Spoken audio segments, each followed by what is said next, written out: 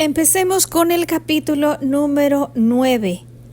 3 historias de transformación personal. En este capítulo conocerás algunas personas que vuelcan la energía de su conciencia en el mundo inmaterial más allá de los sentidos y aceptan una y otra vez una posibilidad hasta que se materializa en su vida. Historia de Lori. A los 19 años, a Lori le diagnosticaron displasia fibrosa poliostótica, una rara enfermedad degenerativa ósea.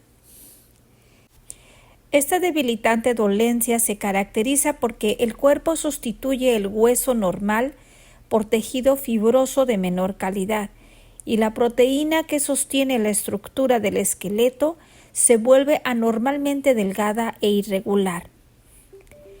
El proceso atípico de crecimiento asociado al síndrome hace que los huesos se ensanchen, debiliten y rompan.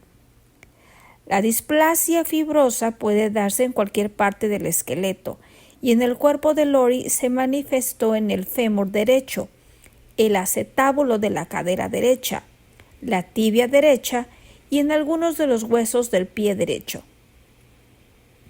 Los médicos le dijeron que esta enfermedad era incurable. La displasia fibrosa es una enfermedad genética que no suele manifestarse hasta la adolescencia. En el caso de Lori, se pasó un año cojeando dolorosamente por el campus de la universidad sin saber que la padecía, hasta que le diagnosticaron una fractura femoral. Al enterarse de que tenía un hueso roto, se quedó desconcertada porque no se había dado ningún golpe. Aparte de tener anatómicamente un pie más grande que el otro, hasta entonces no había visto ninguna evidencia de su dolencia. Había llevado una juventud relativamente activa llena de actividades como correr, bailar y jugar al tenis. Cuando empezó a cojear incluso se estaba empezando a entrenar para participar como culturista en una competición. Tras el diagnóstico, la vida de Lori cambió de la noche a la mañana. Su traumatólogo le advirtió que su cuerpo era frágil y extremadamente vulnerable. Insistió en que caminara solo con ayuda de muletas hasta que le fijara la fecha de la intervención quirúrgica. Primero le realizaría un injerto óseo y luego le insertaría en él un clavo femoral de Russell Taylor. Tras oír las noticias, Lori y su madre se pasaron una hora llorando a lágrima viva en la cafetería del hospital. Era como si estuvieran viviendo una pesadilla. Lori se sentía como si su vida se hubiera terminado de pronto. Su percepción de sus limitaciones, tanto reales como imaginadas, empezó a dominar su vida. Para evitar más fracturas, siguió las órdenes del traumatólogo y usó diligentemente las muletas. Tuvo que dejar su reciente trabajo como becaria de mercadotecnia en una gran compañía fabricante de productos de Manhattan, y en su lugar empezó a llenar sus días con citas médicas. Como su padre le insistió en que fuera a ver al mayor número de traumatólogos posibles, su llorosa madre se dedicó a llevarla de una consulta médica a otra durante las semanas siguientes. Cada vez que Lori veía un médico nuevo, esperaba pacientemente escuchar una distinta opinión médica, pero volvía a recibir las mismas malas noticias de siempre. En solo unos meses, 10 traumatólogos habían sopesado su dolencia. El último que fue a ver tuvo, sin embargo, una distinta opinión. Le dijo que la cirugía que los otros médicos le aconsejaban no le ayudaría en absoluto, porque el clavo insertado solo reforzaría el hueso afectado en el lugar más débil, causando más fracturas en las zonas más vulnerables de encima y debajo del clavo. Le aconsejó que se olvidara de la cirugía y que siguiera desplazándose con muletas o en silla de ruedas, o que simplemente fuera sedentaria el resto de su vida. A partir de entonces, Lori estuvo metida en casa la mayor parte del tiempo por miedo a fracturarse un hueso. Se sentía impotente, inútil y frágil, llena de ansiedad y autocompasión. Al cabo de un mes volvió a la universidad, pero se pasaba la mayor parte del tiempo encerrada en un piso que compartía con 5 chicas más. Cultivó la impresionante capacidad de desarrollar una seria depresión clínica que iba empeorando día a día. Subtema: el temor a su padre. El padre de Lori había sido un hombre violento desde que ella tenía uso de razón. Incluso cuando los hijos ya eran adultos, cualquier miembro de la familia debía estar preparado para la ira de los veloces puños de aquel hombre en los momentos más inesperados. En ese hogar todo el mundo vivía a todas horas en un estado de alerta, preguntándose cuándo estallaría el siguiente ataque de cólera. Aunque Lori no se dio cuenta en aquella época, la conducta de su padre estaba estrechamente vinculada a su dolencia. Los recién nacidos pasan la mayor parte del tiempo en estado delta. Durante los 12 primeros años, los niños van pasando poco a poco al estado zeta y luego al alfa, antes de alcanzar el beta, en el que seguirán la mayor parte de su vida adulta. Como ya he señalado antes, cuando te encuentras en zeta y alfa, eres sumamente sugestionable. Como los niños pequeños no disponen todavía de una mente analítica para corregir lo que les ocurre o para darle sentido a una situación, toda la formación que absorben de sus experiencias se almacena directamente en el subconsciente.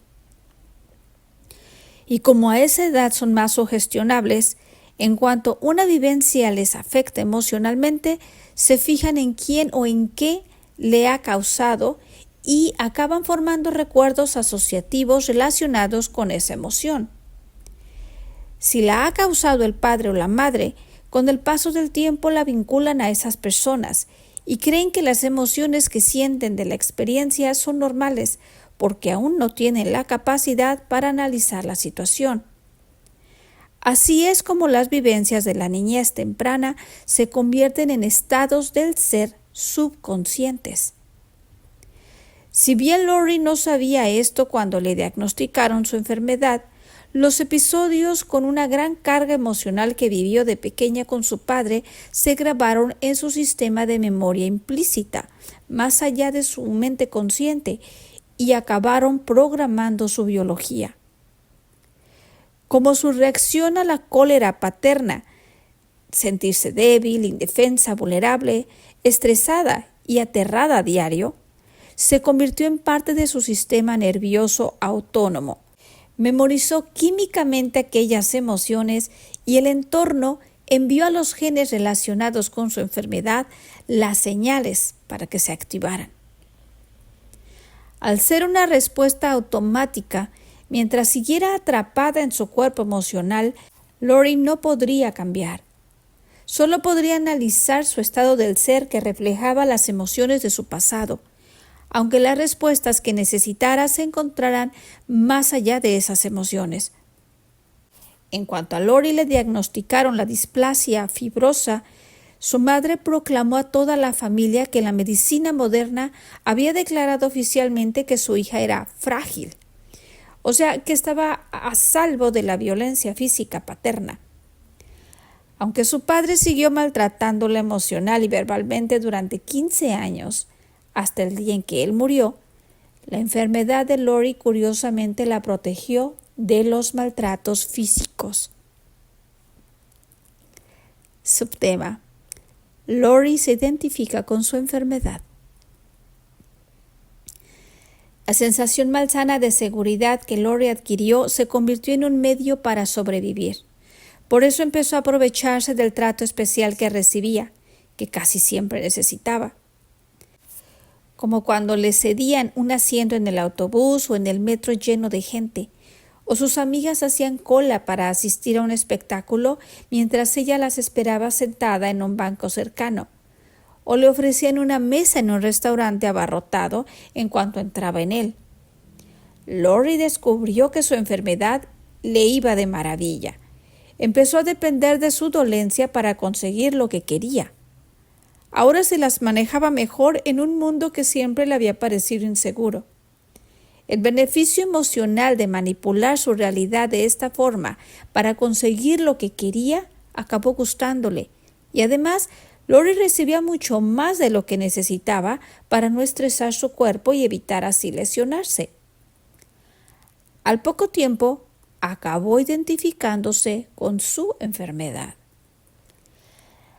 Más tarde empezó a exhibir una actitud rebelde propia de la última etapa de la adolescencia en contra de la vida que creía que los médicos, sus padres y el destino le habían obligado a llevar. A los 6 meses de recibir el diagnóstico, le dio por negar su enfermedad. Decidió ser la primera culturista tarada, entre comillas, y volvió a dedicarse al deporte con absoluta devoción. Obcecadamente obsesiva, mientras sudaba tinta y se obligaba a tener una actitud positiva, se las ingenió para levantar pesas de manera que no se lesionara los miembros. Creía que al luchar con el dolor su salud mejoraría, pero sus esfuerzos le salieron mal, porque la mayor parte del tiempo se sentía fatal y su dolor aumentó.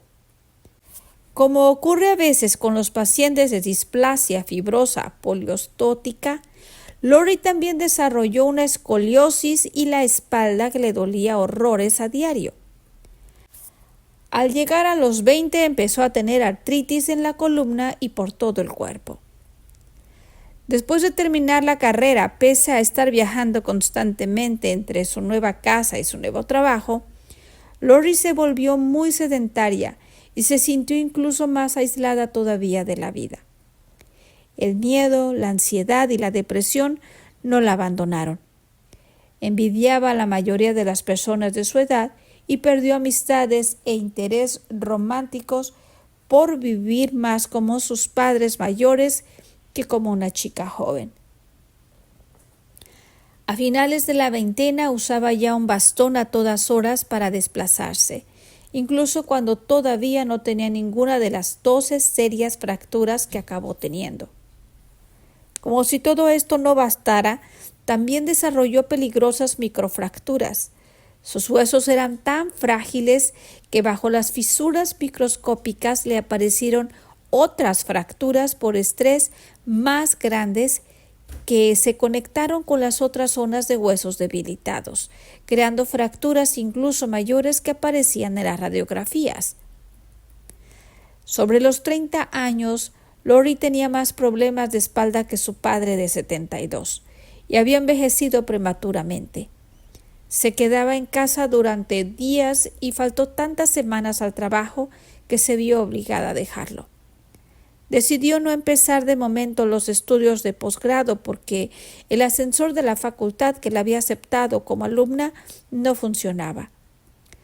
Tuvo que olvidarse de las fiestas, los museos, las compras, los viajes, los conciertos y otras actividades que conllevaban estar mucho tiempo de pie o andando. Se quedó atrapada en el bucle de pensar y sentir del que antes he hablado, pensando por dentro lo limitada y frágil que era, mientras su cuerpo manifestaba por fuera esta limitación y fragilidad. Cuanto más vulnerable y débil se sentía, más vulnerable y débil se volvía, mientras seguía teniendo fracturas que sustentaban su creencia de ser frágil y más se identificaba con su enfermedad y validaba su estado del ser. Fin de la sección 1 del capítulo número 9.